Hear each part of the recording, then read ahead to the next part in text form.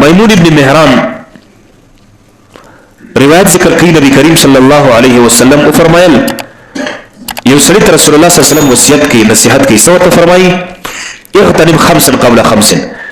پنځه سیزونه مخکې تر پنځو سیزونو غنیمت وشمېره غنیمت مطلب دا چې انسان دپاره چانس وشمېره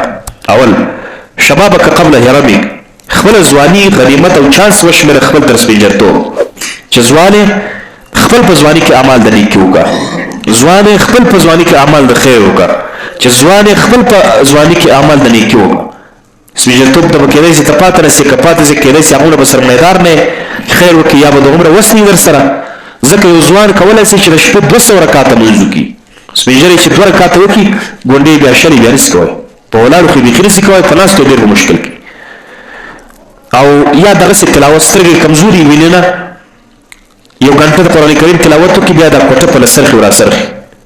نسي کولی عاجز وي نو ځوانان چې پوره ورځ تلاوت کوي باک نه به کوي نو ځکه نبي علیه السلام فرمایي چې تاسو خپله ځواني غنیمت وشمېرئ مخکې تر سپینجرتوب مخکې تر دې چې ته سپین ږیری په ځواني حالت کې هم ته د خپل ځواني غنیمت وشمېره علم ده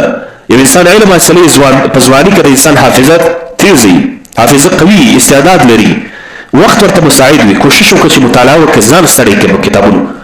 ځان ستړی کړه خوارې کړه ځکه چې ته په ځواني کې په 100% کې 100% کوشش کولی شې چې کله د عمر ډېر شي نو په 100% کې بیا 10% هم کوشش نشي کوی چې 15% وکړې هم دی لکه ابراهیم علیه السلام د ور څخه چې تا اوښ برباد کړی او دویم وصحتک قبل سقمک خپل جوړتیا غنیمت وشمېره خپل تر مریضتیا یعنې چې کله جوړ یې صحتمند دی په تا درد نه وي په تا رنج نه وي په تا تکلیف نه وي نو ته کوشش وکړه چې دا غنیمت وشمېرې په کولو د اعمال صالحه وکړي چې هر سړی کې کولی شي مخکې تر دې چې ته مریض و پروت یې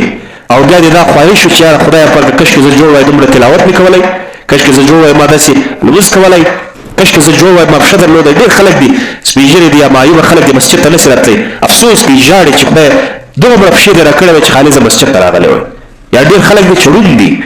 څه لیدای نسي هغه دپاره مسجد ته تګ راتګ مشکل وي هغه ژاړي په دې چې خدایه سترګې دې راکړې وای چې زه مسجد ته تللی وای او راغلی وای لیکن هغه نه کېږي نو ځکه د الله رسول فرمایي چې خپل جوړتیا مخکې خپل تر مرستیا څخه غنیمت وشمېره او دریم وفراغک قبل شغلک بل دا ده چې کله ته فارغ یې نو خپل فراغت مخکې تر مصروفتیا غنیمت وشمېره ځکه یو انسان چې کله ځوان وي او فارغ وي ده ته د کور مسؤلیت نه ګوري ده ته د کور د اخراجاتو تصرف د ده په غاړه نه وي نو دی بیا تکړه وي ځوان وي بیدار وي هر څه کولی شي فراغت لري مصروف نه وي دی علم هم کولی شي دی درس هم کولی شي دی مطالعه هم کولی شي دی د ځان څخه شیخ القرآن او شیخ الحدیث هم جوړولی شي په دغه طالب العلم علمي زمانه کې محنت په ذریعه سره او چې کله دی مصروف سو دلته کور ور په غاړه سو د باندې د کور د زندګۍ اخراجات او مصارف راغی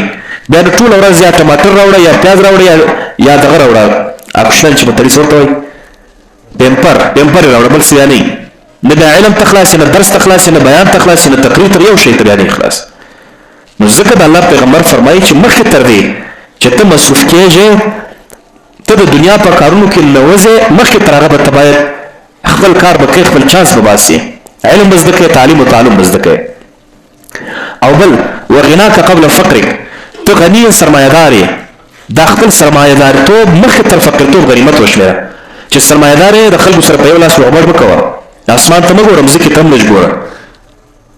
او ورسره د انسانانو د حیوانانو په سترګه مه ګوره صدقه و خیرات کوه نیک نیک کارونه کوه سرمایه‌داري په شینه یې خبره سترګې د دې پر ځای باندې سر ته صدقه خو خدای والی چې روپۍ ورکړي خپل هم د کور دپاره لوی سرمایه‌دار یم کور ته ټماټر و بنډۍ ورستې ماسې او بل شی نه خوري خدای نه دی خوړلی ورسره بیا چې کله غریب سي پیسې ځینې ولاړې سي بیا نو ژاړي خدایه پاک کاشکې د دغونه مال و دولت راکړی وای لکه مخکې چې وو ما به داسې ښه کارونه کړی وای دی صدقې به مې کړی وای دی خیراتونه به مې کړی وای دا هوایي ټکان دي دا معنا نه دا په لندم ځکه دوړه کول دي په لندم ځکه باندې څوک دوړه نه کوي ولې چې کله ستا سره مال و کله ستا سره دولت و کله ستا سره پیسې وي الله درکړي و درته چې زه تا ته مال و دولت درکوم خو ګورم چې ته دا مال و دولت په کوم ځای کې لګوې د خیر په ځای کې لګوې که د فحاشي و د عریاني په ځای کې لګوې الله تعالی ته خپل امتحان ورکړه نو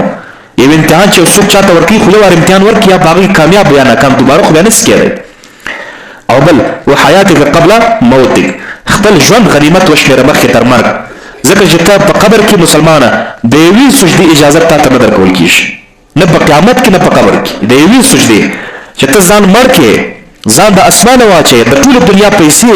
دراهمو دنانیر صدقه کې او خرڅې کې، د یوې سجدې اجازت تا ته څوک نشي درکولی. ته به کوشش کوې د یوې سجدې په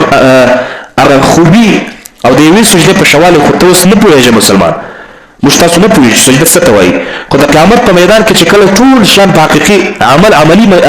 منجام کې ښکاره سي، په عملي جامه کې راڅرګنده سي، نو بیا تا ته درک درکوي چې والله دا یوه سجده څومره غنیمت و، کاشکې الله پاک د یوې سجدې اجازت پرې راکړی وی چې یوه سجده مې کړې وی. الله تعالی درته وایي چې دا ټوله دنیا سپین زر او سره زر پیسې دراهم دناني اوښان دا حیوانات و انسانان دا ټوله ډبرې دا سره زر که دا چې صدقه کې او خیرات کې د یوې سجدې اجازت نشته. سجده به دې کول په دنیا کې به دې کول، هلته مې تا ته ټیم درکړی و، وخت مې درکړی وه، زمانه مې درکړې وه، فراغت مې درته درکړی و، هلته تا نه کول. اوس چې د سجدې او د لمونځ د اعمال د صالحو د نیکو اعمالو خوبي تا ته معلومه شوه، اوس بیا